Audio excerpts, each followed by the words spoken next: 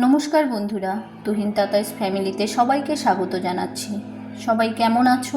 আশা করি সবাই ভালোই আছো। আজকে তোমাদের আমি কোনো ব্লগ ভিডিও বা কোনো রান্নার ভিডিও তোমাদের সঙ্গে শেয়ার করব না। আজকে একটা গল্প বলবো তোমাদেরকে। সবাই গল্পটি প্লিজ স্কিপ না করে পুরো গল্পটি শোনো। ভালো লাগলে অবশ্যই একটা লাইক, কমেন্ট এবং শেয়ার করে দিও। গল্পটি হচ্ছে একটি মেয়ের গল্প। একটি মেয়ে যখন জন্মগ্রহণ করে, পাড়া প্রতিবেশী, আত্মীয় স্বজন সবাই বলবে তার মা বাবাকে, তোমার ঘর আলো করে মা লক্ষ্মী এসেছে। আসলেও কি মেয়েদের সবাই মা লক্ষ্মীর মতো দেখে?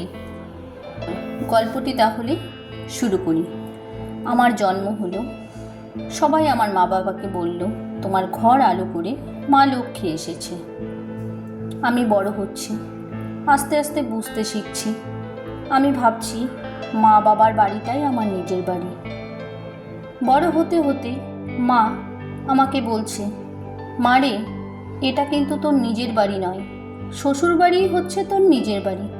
আমি তখন ভাবতাম, আমি যেখানে জন্ম হলো, আমার বড় হলাম, এটা আমার বাড়ি নয়, শ্বশুর বাড়ি আমার বাড়ি।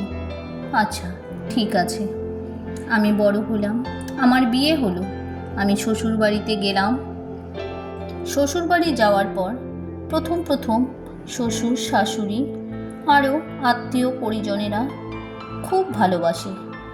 তখন আমি ভাবলাম, যাক, এটা তো আমার নিজের বাড়ি। কিন্তু কিছুদিন যাওয়ার পর যখন আমি নিজের ইচ্ছেতে কোনো কিছু করতে যাব, তখন শাশুড়ি মা, শ্বশুরমশাই বলবে আমার বাড়িতে থেকে এসব করা চলবে না। আমি তখন ভাবতাম, মা তো আমাকে বলেছিল যে বিয়ের পর শ্বশুর বাড়িটাই আমার বাড়ি, কিন্তু এখানে তো শ্বশুরমশাই শাশুড়ি মা বলছে এটা ওনাদের বাড়ি। তখন আমি অবাক হয়ে ভাবতাম, তাহলে আমার বাড়ি কোনটা? তারপর আমার স্বামী একটা নিজেই বাড়ি তৈরি করলো, সেখানে আমরা চলে গেলাম। আমি মনে মনে ভাবলাম, যাক, আমার একটা নিজের বাড়ি হলো। কিন্তু সেখানে যখন আমি নিজের খুশি মতো কোনো কিছু করতে যাচ্ছি, আমার স্বামী চোখ রাঙিয়ে বলছে আমার বাড়িতে থেকে এসব করা চলবে না। তখন আমি অবাক হয়ে যেতাম, এটাও আমার বাড়ি নয়, তাহলে আমার বাড়ি কোনটা? তারপর আমার ছেলেরা আস্তে আস্তে বড় হলো, আমারও বয়স বাড়তে থাকলো। তখনও যদি আমি কিছু করতে যাচ্ছি, আমার ছেলে আমাকে বলছে আমার বাড়িতে থেকে এসব করা চলবে না মা। তাহলে তোমরাই বলো আমার বাড়ি কোনটা? তারপর আমি বুঝলাম যে মেয়েদের নিজের কোনো বাড়ি হয় না। ছোটতে বাবার বাড়ি, বিয়ে হওয়ার পর শ্বশুর বাড়ি। স্বামী যদি নিজের রোজগারে কোনো বাড়ি তৈরি করে, সেটা হচ্ছে স্বামীর বাড়ি।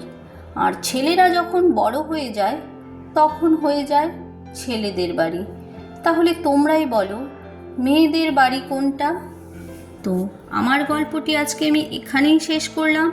তোমাদের যদি ভালো লেগে থাকে অবশ্যই একটা লাইক, কমেন্ট এবং শেয়ার করে দিও।